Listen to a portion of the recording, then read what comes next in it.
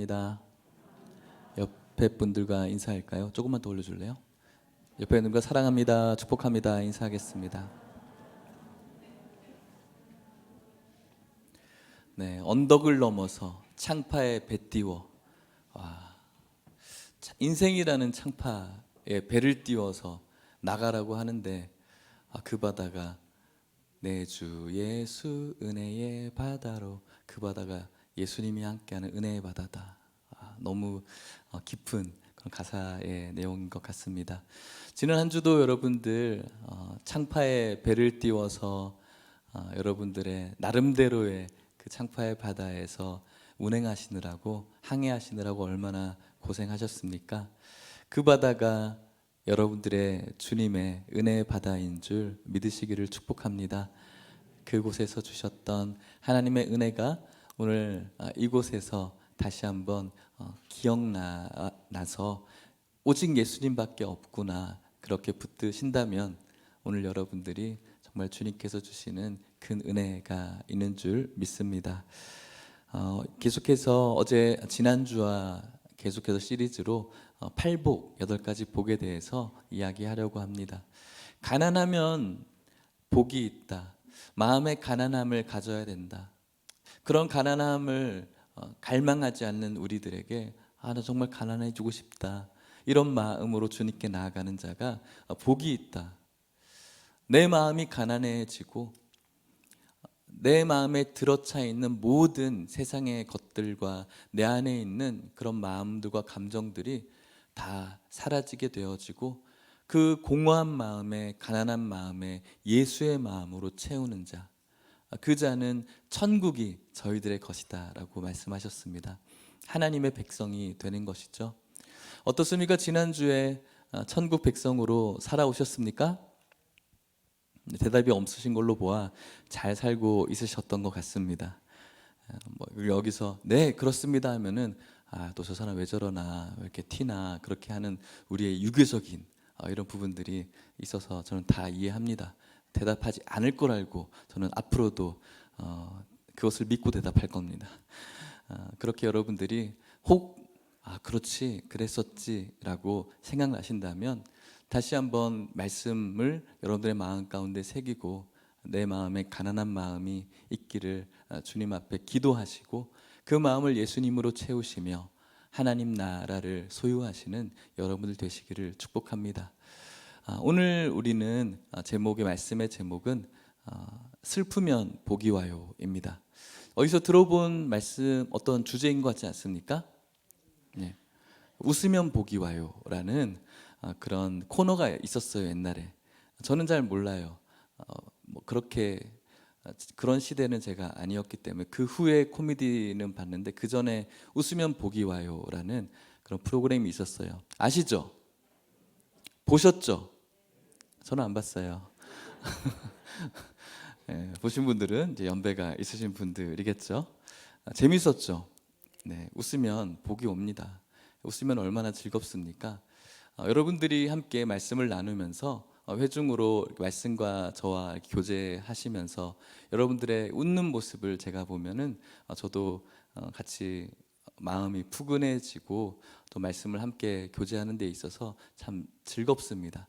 그런데 어떤 분들은 오자마자 저를 이렇게 째려 보시는 분들도 간혹 있어요. 아마 의도하지 않은 눈빛이겠지만 평소의 눈빛이 그런 분일 수도 있겠죠. 그럴 때 굉장히 간담이 서늘해질 때가 있습니다.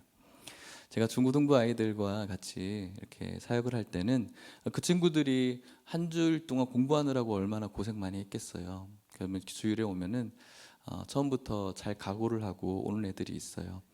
저는 그런 애들을 볼 때마다 한 번씩 이야기를 해요. 나는 너희들이 가지고 있는 이런 눈이 제일 무섭다. 어떤 눈인가? 다들 한번 고개를 숙여봐.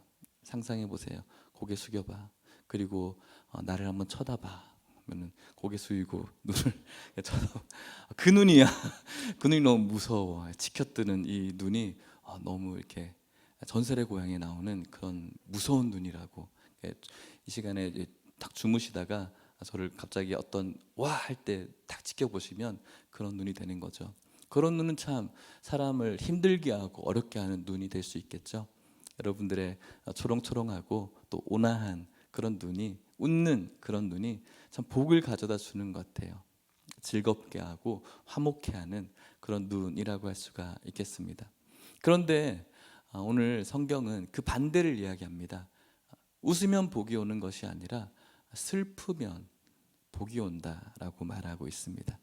오늘 말씀의 구절은 우리가 잘 알고 있습니다. 찬양도 하고 또 여러 가지의 설교로 시리즈로 듣고 있는 말씀이고 또 암송하는 분들도 계십니다. 애통하는 자가 복이 있다. 애통은 눈물입니다. 눈물을 흘리는 것이 복이 있다. 근데 이 눈물에 대해서 오늘날 특별히 한국 사회에서는 이 눈물은, 그 중에서도 남자는 흘리지 말아야 될 것 중에 하나이기도 하죠. 그래서 어렸을 때부터 울면은 너 남자가 찔찔 짜고 이런 말 듣기도 하고, 남자는 태어나서 3번 운다라고 또 이야기를 듣습니다. 첫 번째는 언제 울어야 되죠? 태어날 때 울고, 두 번째는 너무 많이 우셨으니까 두 번째는 부모님이 돌아가셨을 때 울고, 또 세 번째는 나라를 잃었을 때 이렇게 울어야 된다라고 하면서 눈물 흘리지 않는 것을 강요받는 나라입니다. 근데 이것은 우리나라뿐만 아니라 세계적으로도 그런 것 같아요. 크리스마스 때는 울면 안 됩니다. 울면 어떤 일이 벌어지죠? 선물을 못 받습니다. 그렇기 때문에 우는 것이 참 이렇게 제한받습니다. 얼마나 이 부분들이 야박합니까? 저 역시도 남자로서도 그랬고, 이런 울면 안 된다, 울면 안 된다. 그래서 우는 것이 좀 창피한 일 같지만, 근데 울면 참 마음이 시원해집니다. 눈물의 카타르시스라고도 하는데, 어떤 일이 벌어졌을 때 울지 않고 막 참는 것보다 눈물 한 번 왈칵 흘리고 나면 그렇게 시원할 수 없어요. 기도하다가도 눈물을 펑펑 흘리고 나면 또 시원해지는 그런 마음도 있고, 또 여러 가지 일들이 인생에 일어나게 될 때 울게 되어지면 참 시원한 그런 느낌도 받게 됩니다. 그래서 우는 것이 그렇게 안 좋은 일은 아니죠. 인간의 감정을 하나님께서 주셨어요. 그 감정을 가지고 웃는 것, 우는 것은 참 귀한 것 같습니다. 여러분들도 이 세상을 지금까지 살아오면서 길게 짧게 살아오신 분들이 계시겠지만, 여러 가지 이유 때문에 눈물을 흘린 분들이 있을 것 같습니다. 집안에 어떤 문제가 생겨서, 또 부모님이나 남편이, 아내가, 또 자녀가 아파서 이렇게 눈물을 흘리게 되어지고, 또 갑자기 재정적으로 어려워지면 또 눈물을 흘리게 됩니다. 여러 가지 관계 속에서 그 관계의 개선이 이루어지지 않는 답답함에 또 울기도 하고, 또 사업적으로 일이 잘 풀리지 않을 때 또 울기도 합니다. 그런 눈물을 오늘 말씀에서는 이야기하는 것이 아닙니다. 오늘 성경에서 이야기하는 그 눈물은 나에게 일어난, 내가 가지고 있는 죄를 향한 그런 눈물을 이야기하고 있는 것입니다. 내가 가지고 있는 죄를 향한 그런 슬픔을 이야기하고 있는 것이죠. 오늘날 많은 사람들이 죄를 짓고 살아갑니다. 그런데 이 죄에 대해서 둔감하기도 하지만, 자신이 저지른 그 일에 대해서도 자신은 그렇게 커다란 죄에 대한 죄책감을 가지지 않는 사람들도 있습니다. 뉴스에 아주 살벌한 그런 기사들이 많이 나오고 그런 인물들이 등장하지만, 어떤 사람들은 부끄러워서 모자이크 처리하기도 하고 숨기도 하기도 하지만, 그 안에 있는 변명들도 많이 있습니다. 자신이 다른 사람들을 해코지하는 것에, 또 강도짓하는 것에, 또 다른 사람의 가정을 파멸로 만드는 것에, 심지어는 살인하는 것에 정당성을 부여하죠. 저 사람이 저럴만 했다, 또 이럴 수밖에 없었다라고 정당성을 스스로에게 부여하면서 자기가 한 일에 대해서 변호를 합니다. 어떤 사람은 아무런 가책도 느끼지 못하는 사람들도 있죠. 이것은 그 사람들에게 국한된 이야기일 수도 있지만 또 은연중에 우리들에게도 그런 일이 분명히 있습니다. 여러 가지 잘못된 부분들이 있지만 잘못된 일을 우리가 하지만 그것에 대한 정당성을 우리 스스로가 찾으려고 하는 것이죠. 그것으로 우리가 위로받으려고 합니다. 신호선을 지키지 않습니다. 내가 너무 바빴다라고 스스로가 이것에 대해서 괜찮다라고 말하죠.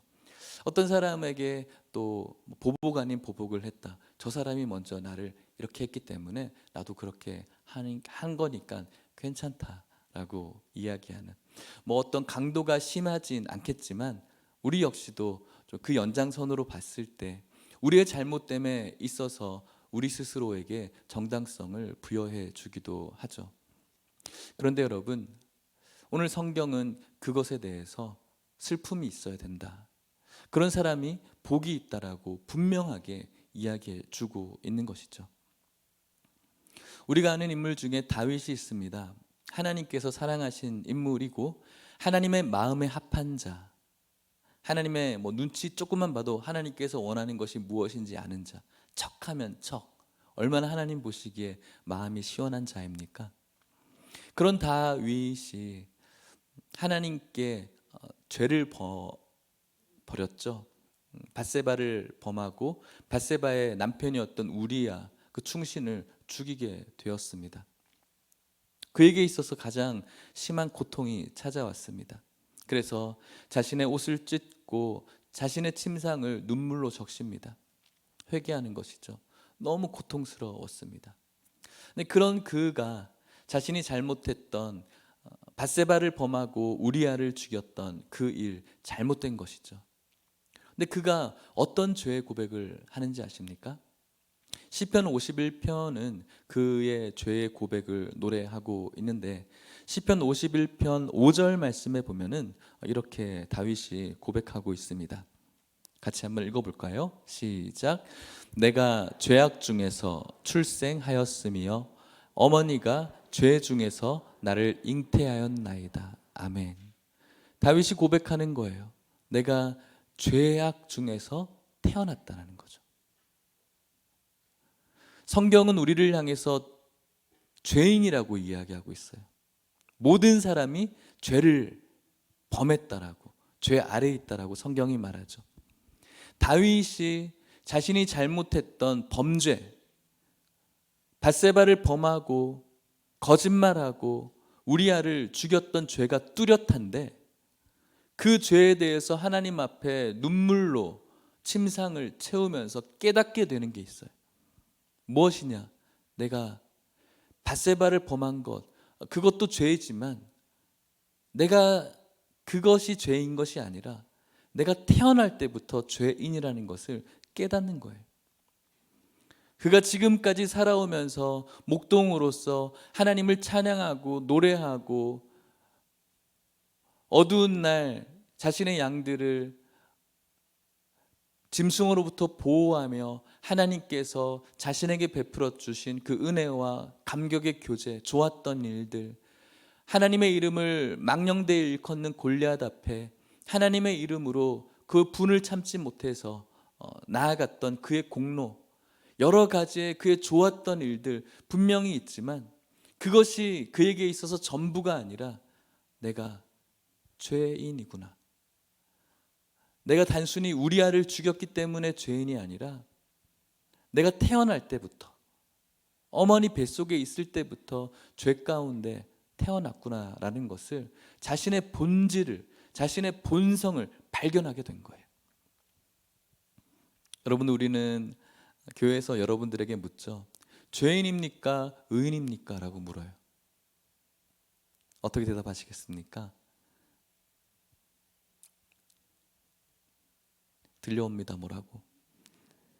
인이라고 들려와요. 인입니다. 인입니다. 죄인이죠. 이런 죄인을 예수 그리스도를 믿는다, 그 믿음 속에 하나님께서 의롭다라고 칭해 주시는 거예요. 칭의라고 하죠. 죄인된, 의인된 죄인이죠. 그래서 우리는 이 죄의 속성을 여전히 갖고 있어요.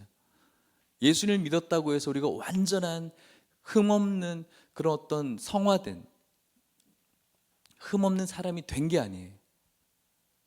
내가 예수 믿고 났는데 왜 내가 변하지 않고 똑같지? 똑같을 수밖에 없어요. 우리의 속사람은 여전히 죄인이거든요. 그런데 하나님께서는 예수를 믿는다라는 그 고백 속에 우리를 죄인이라고 부르지 않고 의인이라고 칭해 주시는 거죠. 저와 여러분들은 이 죄인의 속성을 가지고 있어요. 여러분들이 지난 세월 속에 여러 가지 죄를 저질러서 죄인이 아니에요. 날 때부터 죄인이. 우리의 속성이 그래요. 날 때부터 그런 속성을 가지고 있었고, 죄인으로서 우리가 숨을 쉴 때마다 그런 죄의 모습들이 열매로 나타나는 거예요. 나 이거 안 했다, 이거 안 했다, 그래서 난 죄인이 아니다가 아니라 죄인이기 때문에 죄인으로서 그런 속성들이 삶 속에 나타나는 거예요. 드러나는 거예요. 다윗이 그것을 깨달은 거죠. 내가 우리아를 죽여서 밧세바를 범해서 내가 그것을 안 했더라면 죄인이 아니다? 아니요. 내 안에 있는 이 죄의 본성을 발견하게 된 거예요. 하나님 앞에 자복하는 그 시간에. 그러면서 하나님 앞에 기도해요. 51편 10절 말씀에 이렇게 기도합니다. 같이 읽어볼까요? 시작. 하나님이여 내 속에 정한 마음을 창조하시고 내 안에 정직한 영을 새롭게 하소서. 아멘. 하나님, 내 속에 거룩한 마음을 창조해 주십시오. 창조는 무에서 유를 만드는 거예요. 하나님께서 이 세상을 만들 때 어떤 재료를 가지고 만든 것이 아니에요.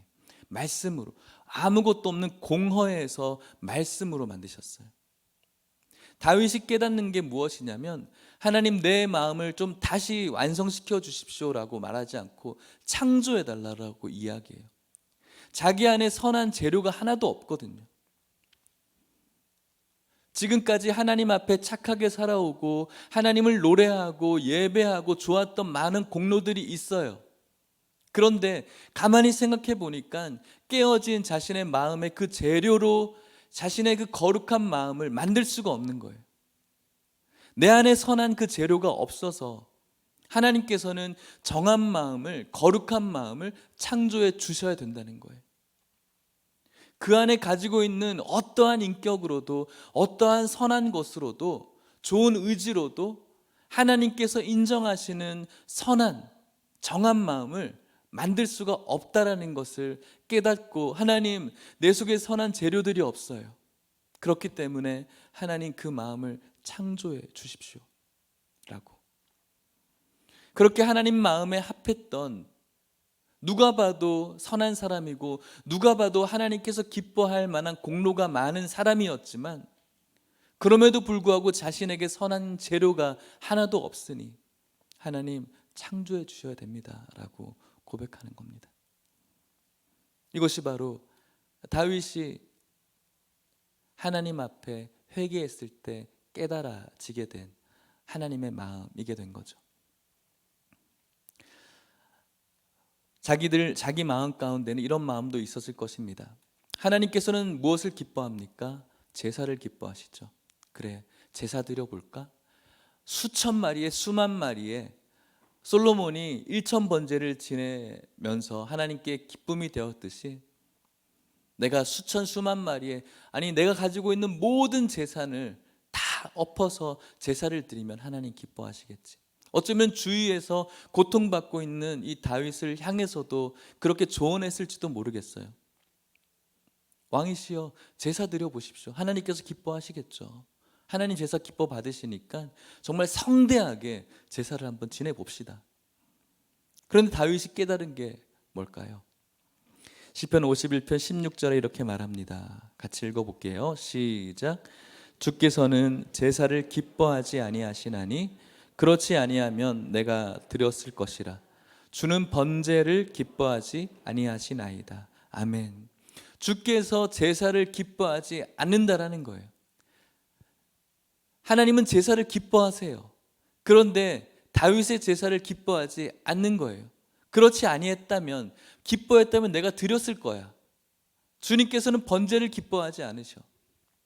하나님께서는 출애굽기에 번제를 하나님과 우리 성도들의 만남이라고, 그것을 하나님이 기뻐하신다라고 말씀하셨거든.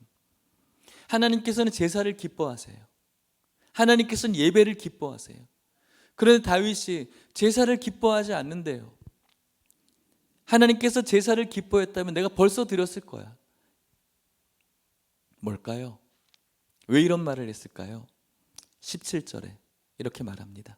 같이 읽어볼게요. 시작. 하나님께서 구하시는 제사는 상한 심령이라. 하나님이여 상하고 통회하는 마음을 주께서 멸시하지 아니하시리이다. 아멘. 하나님께서 기뻐하고 구하는 제사는 상한 심령인 거예요. 슬퍼하는 제사예요. 애통하는 제사라는 거예요. 하나님께서 예배를 기뻐하세요. 오늘 우리들의 예배를 기뻐하세요. 그런데 모든 예배를 기뻐하는 것은 아니에요.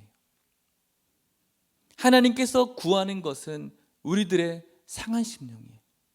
애통하는 심령이에요. 슬퍼하는 심령이에요.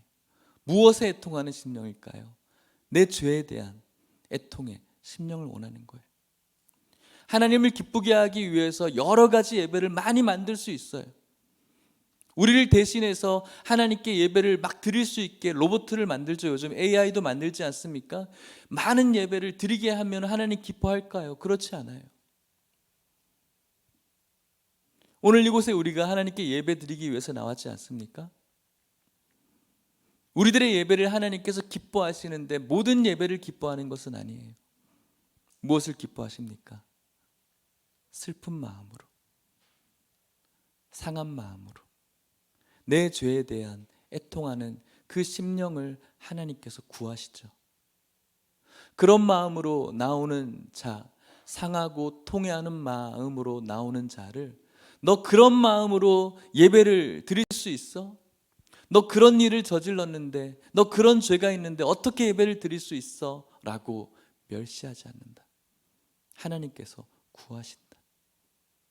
그것이 바로 하나님의 위로인 거예요. 여러 가지의 모습으로, 여러 가지의 마음으로 오늘 이곳에 나와 예배 드리는 여러분, 우리들에게 필요한 건 상한 심령이에요. 애통하는 마음이죠. 그런 마음으로 우리가 주님께 나와서 예배를 드려야 되는 것입니다. 그것이 하나님의 위로가 되는 것이죠. 하나님께서는 위로를 주십니다. 그것을 통해서 어쩔 수 없는 나의 죄의 애통함을 가진 자에게 하나님께서는 용서라는 위로를 허락해 주시죠. 여러분들, 우리가 흔히 대표 기도를 할 때, 또 기도를 할 때 이런 기도를 해요. 죄에 대해서 민감하게 해 주십시오 라는 기도예요. 여러분, 죄에 대해서 민감한 기도가 얼마나 깊은 기도이고 무시무시한 기도인지 아세요? 죄에 대해서 민감한 게 얼마나 고통스러운 건지 아세요? 죄에 대해서 둔감하면 그냥 늘 그렇죠. 죄에 대해서 민감하면 여러 가지 생활 속에서 나를 바라보며 그 정죄감이 나를 계속해서 찔러와요. 얼마나 아픈지 몰라요.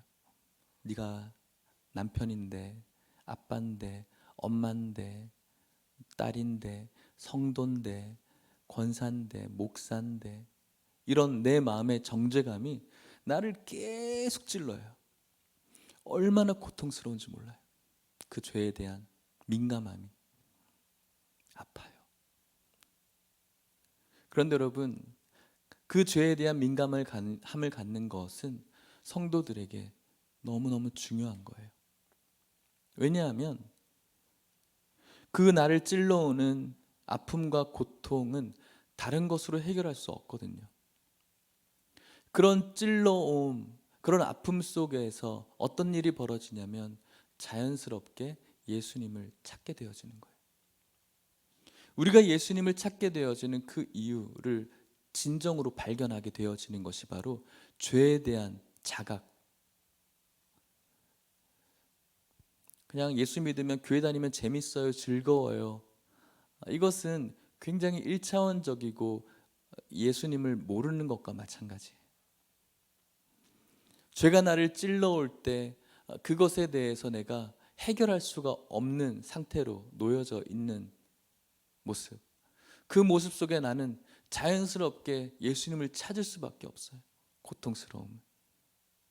그때 이런 죄인을 멸시하지 아니하시는 그 하나님의 보혈의 은혜가 나를 덮을 때, 나랑 변론하자, 네 죄가 아무리 주홍같이 붉을지라도 양털같이 희게할 거다라고 말씀하시는 하나님의 그 놀라우신 그 은혜가 나를 둘러 덮을 때, 그 죄의 고통에서 자유함을 얻는 그 죄 사함의 은혜가 얼마나 행복한 은혜인지를 깨닫게 되는 것이 성도의 모습이라고 할 수 있는 겁니다. 그것이 은혜이죠. 잘 살고 좋죠. 건강해지고 좋죠. 그게 진짜 은혜가 아니라 예수님의 그 십자가 아래서 애통하고 자복하고 내 죄에서 찔러오는 이 정죄감 속에 주님께서 주시는 이 죄 사함의 은혜가 나를 덮어오는 것, 이것이 바로 진정한 은혜이고 진정한 위로라고 할 수가 있는 겁니다. 하나님께서는 이런 애통하는 자에게 복이 있다라고 말씀하면서 하나님의 위로가 있을 것을 말합니다. 이런 애통함 가운데 우리가 살아가면서 하나님의 이 놀라운 위로를 곳곳에서 받게 되어집니다. 그 위로는 우리의 영을 기쁘게 만들고, 그 위로는 이렇게 척박한 삶에서 우리를 웃게 하는 원동력이 될 수 있습니다. 하나님은 이 위로에 대해서 이렇게도 말씀하십니다. 이사야 61장 13절에 이렇게 말하는데요, 같이 읽어보겠습니다. 시작. 어머니가 자식을 위로함 같이 내가 너희를 위로할 것인즉 너희가 예루살렘에서 위로를 받으리니. 아멘. 어머니가 자식을 위로함 같이 하나님이 우리를 위로하겠다라고 말씀합니다. 이 이사야는 이스라엘 백성들이 바벨론의 포로로 생활을 할 때 그들을 징계하지만 회복시킬 것을 말씀하시는 메시지거든요. 내가 너희들을 징계했지만 위로하겠다. 그리고 내가 너희를 위로하는데 예루살렘에서 위로를 받을 것이다. 그들이 그토록 꿈꾸던 예루살렘으로 돌아가서 그곳에서 참 위로를 받을 것이다. 우리들이 살아가는 이 땅의 포로의 삶 속에서도 우리는 위로를 얻게 되어지지만, 우리도 돌아가야 될, 바라봐야 될 우리들의 영적인 예루살렘이 있어요. 어딜까요? 하나님의 나라. 마음이 가난한 자에게 복이 있는데 그 복으로 주어지는 하나님의 나라가 너희들의 것이요.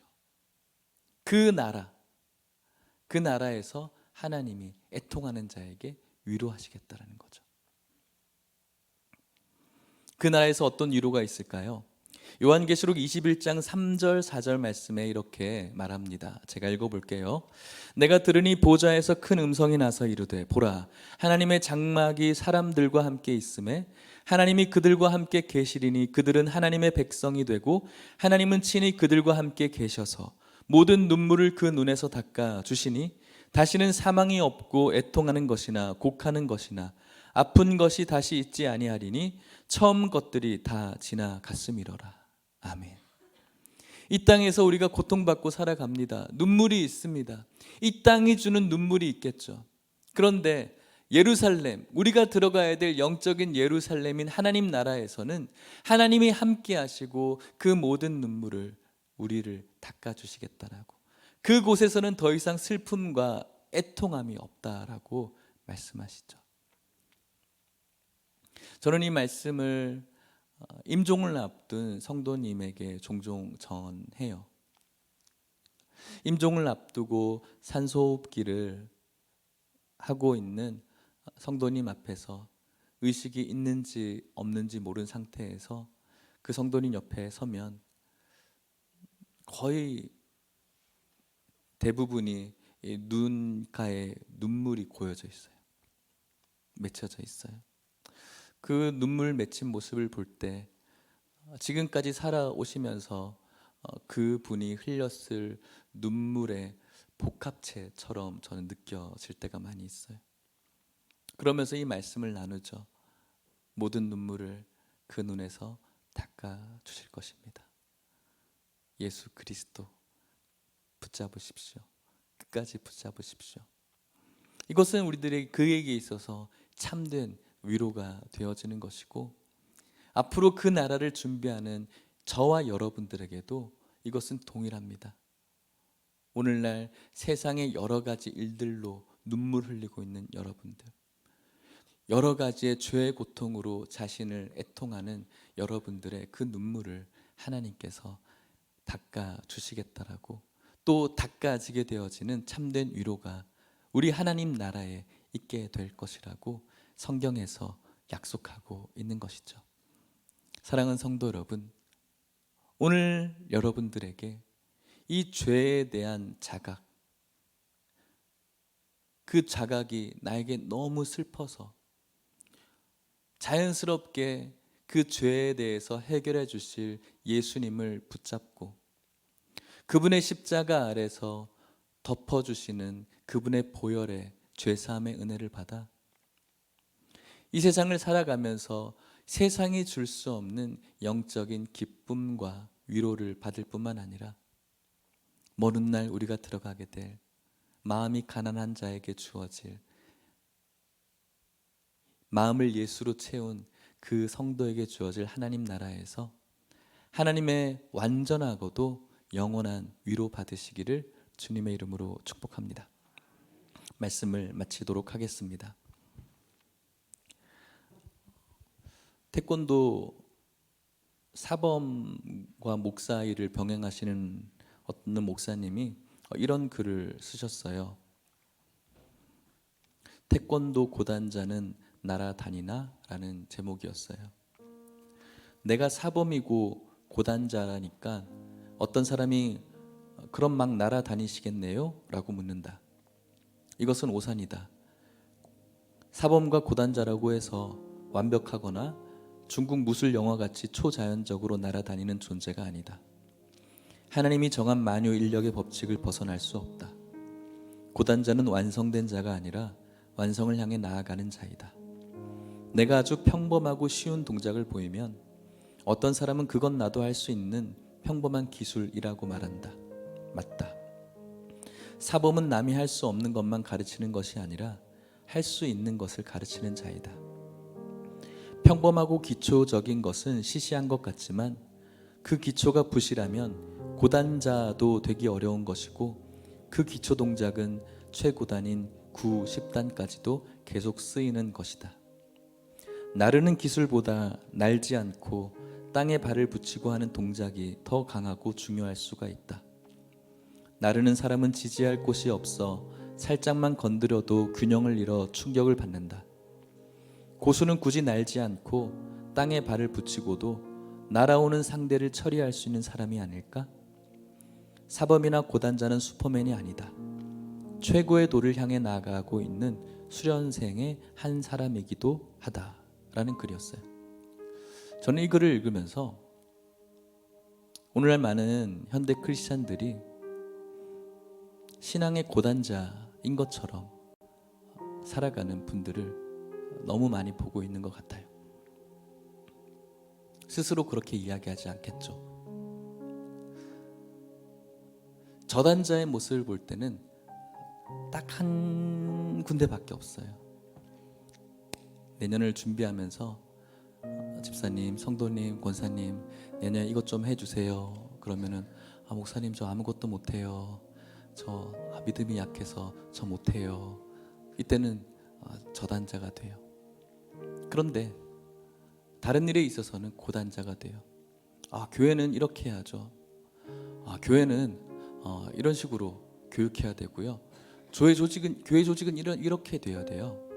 전에 교회는 이랬는데 이렇게 해야 되는 거예요. 교회학교는 이렇게 가르쳐야 되고 이런 프로그램이 있어야 되고 이렇게 해야 돼요. 고단자가 돼요. 너무나 잘 아는 거죠. 그런데 애통함이 없어요. 성도의 가장 기초는 교회가 어떻게 세워지고 어떻게 하면 부흥하고 어떻게 하면 잘 가르치고 어떻게 하면 고급 프로그램이 들어오고 어떻게 하면 사람들을 모으고 어떻게 하면 사람들을 즐겁게 하고 어떻게 하면 그런 마케팅이 아니에요. 교회에서 제일 중요한 성도의 기술은 애통하는 거예요. 내 죄를 깨닫고 슬퍼하는 거예요.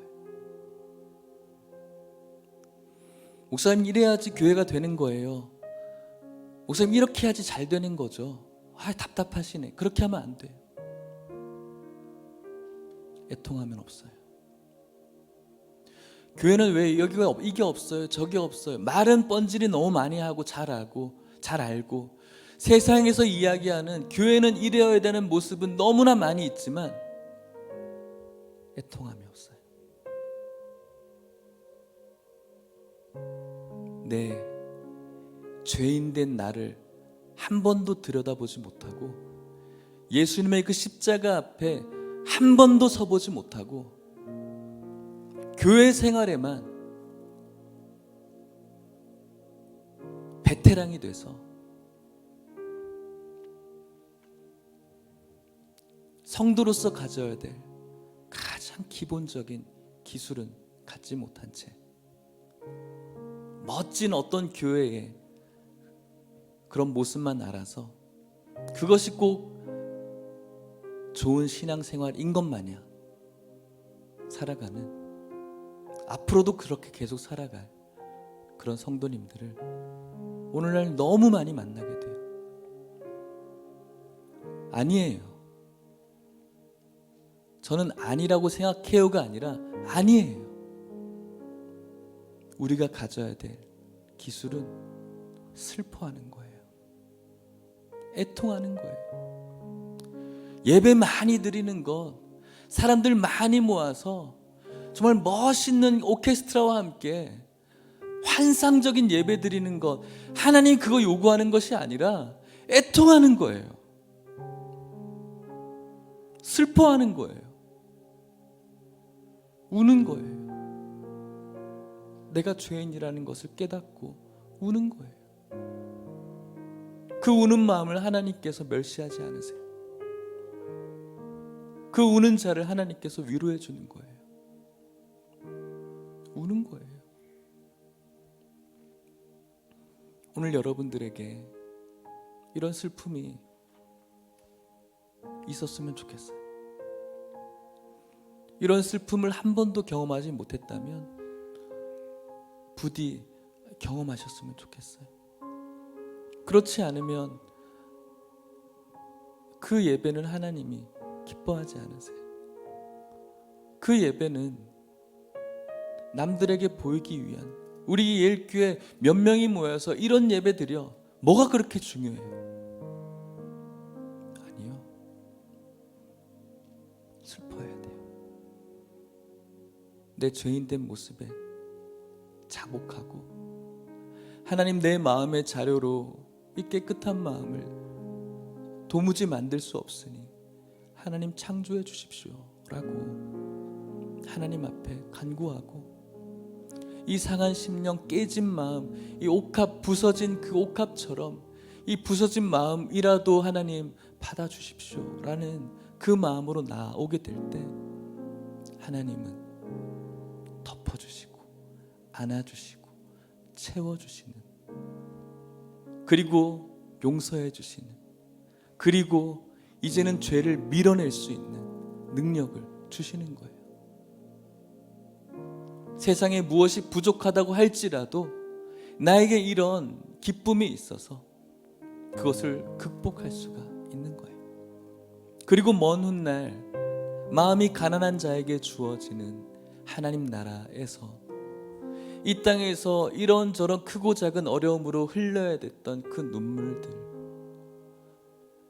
육체적인 연약함으로 고통스러워했던 그 모든 아픔들이 이제는 완전히 없어지게 되어지는 참 위로를 받게 되어지는 것입니다. 저도 마찬가지예요. 애통하기 참 힘든 이 무덤덤한 이 마음이 얼마나 싫은지 모르겠어요. 사랑하는 예일교회 성도님들,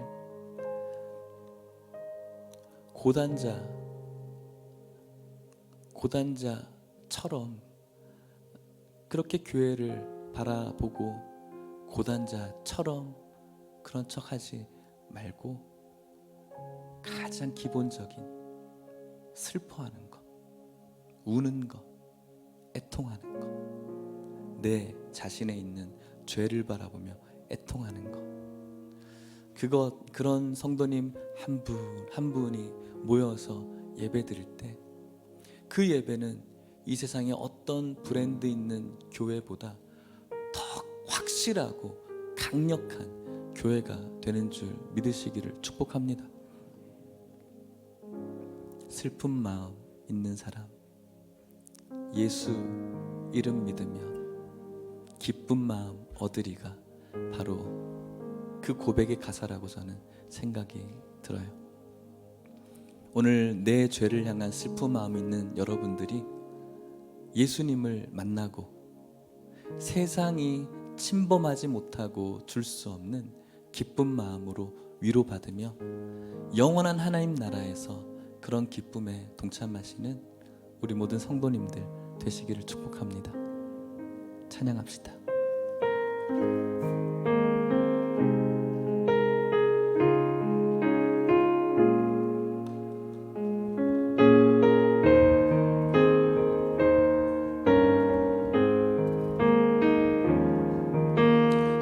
슬픈 마음 있는 사람,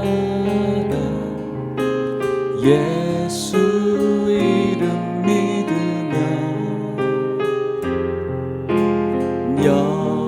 영원토록 변함없는 기쁜 마음. 다시 한번 슬픈 마음, 슬픈 마음 있는 사람, 예수 이름 믿으면 영원토록 변함없는 위로이죠. 기쁜 마음 얻으리. 예수의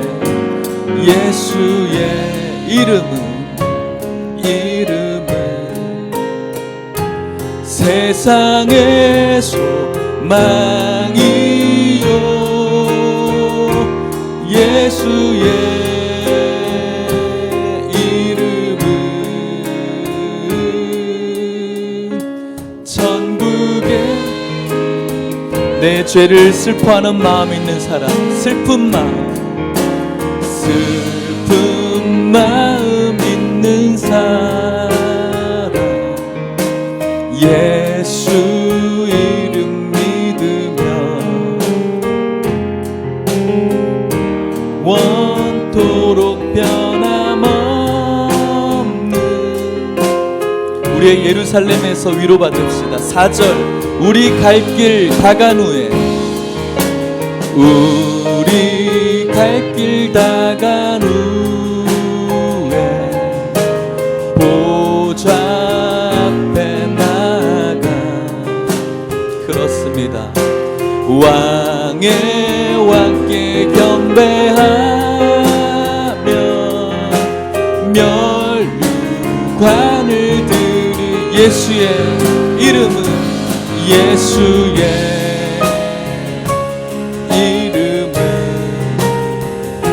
세상의 소망이요. 예수의 이름은 천국에. 예수님의 이름을 붙잡으면서 고백합시다. 예수의 이름은 이 슬픈 우리들에게 소망입니다. 세상의 소망이요. 예수의 이름은 천국의 기쁨일세. 우리 같이 기도할까요? 애통하는 자. 오늘 이곳에 있는 여러분들 전부여야 됩니다. 여러분 한 분도 저는 놓치고 싶지 않습니다. 한 분도 빠짐없이 우리 모두가 슬픈 자가 되어야 됩니다. 내 죄로 인해 슬픈 자, 어쩔 수 없는 여지없는 죄인이라는 것이 깨달아지는 그런 슬픈 자. 이것은 어떤 경지에 있는 사람이 할 수 있는 게 하는 게 아니에요. 우리 모두에게 주시는 하나님의 은혜예요. 하나님을 사랑하는 마음이 있는 모든 자에게 주어주시는 은혜예요. 교회 이런저런 어떻게 하면 왜 이 교회는 이게 없지 저게 없지, 그게 우리들에게 중요한 거 아니잖아요. 우리들에게 중요한 건 슬픈 마음, 애통하는 마음, 아파하는 마음. 그 자는 예수님을 찾을 것이고 그 자복하는 심령을, 애통하는 심령을 하나님 멸시하지 않으셔서 그 마음을 받으시고 하나님 기뻐하실 뿐만 아니라 우리에게 참 위로를, 세상이 감당하지 못할 위로를 우리에게 주신다라고 말씀하십니다. 영원한 예루살렘인 하나님 나라에서 완전한 위로 받을 그날까지 애통하는 자 되기를 바라는 마음으로 우리 같이 기도했으면 좋겠습니다. 기도하시겠습니다. 하나님 아버지 감사합니다. 오늘 주님 앞에 나왔습니다. 주님의 은혜가 큽니다.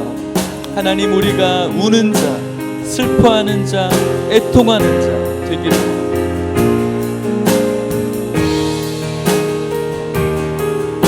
예수님의 십자가 앞에서 슬퍼할 수 있어야 됩니다. 슬프면 복이 옵니다. 슬퍼야 복이 옵니다.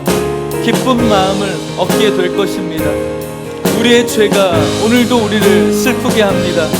하나님, 예수님을 붙잡게 하여 주시고 애통하는 자에게 주시는 복, 위로의 복을 허락하여 주시고 삶의 군데군데에서 위로할 뿐만 아니라 우리가 들어가게 될 영적인 예루살렘인 하나님 나라에서 영원한 위로를 얻을 수 있는 우리 모든 성도님들 될 수 있도록 축복하여 주시옵소서.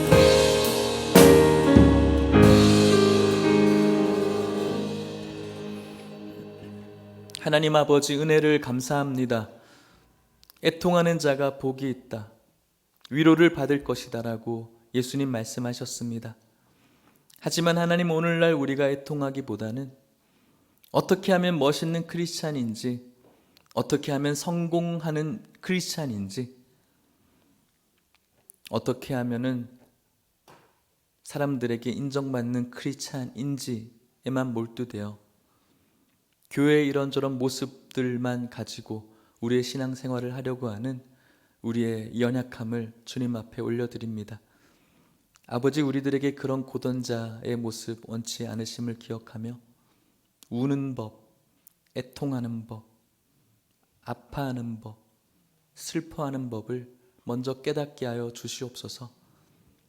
내 안에 있는 어찌할 수 없는 이 죄의 연약함, 이것을 깨닫고 아파하며 주님 앞에 나와 예배드리는 성도, 그 예배를 하나님 받으시고 죄사함과 충만한 은혜를 주실 것을 기대하며 슬퍼하면 복이 온다는 사실을 깨닫고 주님 오시는 그날까지 우리를 바라보며 한없이 슬퍼하고 그 슬픔 가운데 기쁜 마음으로 변화시켜 주시는 하나님의 한량없는 복과 은혜를 받아 누리다가 먼 훗날 우리가 들어가게 될 영적인 예루살렘 하나님 나라에서 완전한 위로 받을 수 있는 우리 모든 성도님들 될 수 있도록 축복하여 주시옵소서.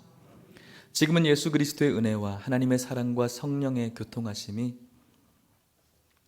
내 죄에 대한 슬픔을 가지고 예수님께로 나아가 위로를 받을 뿐만 아니라 우리가 들어가게 될 하나님의 나라에서 영원한 위로를 받기를 소망하는, 그래서 오늘 내 죄에 대한 슬픔을 깨닫고 그것을 계속해서 바라보기를 결단하는 오늘 이곳에 있는 모든 성도님들과 사랑하는 하남예일교회와 다음 세대 가운데 이제로부터 영원토록 함께 있을지어다.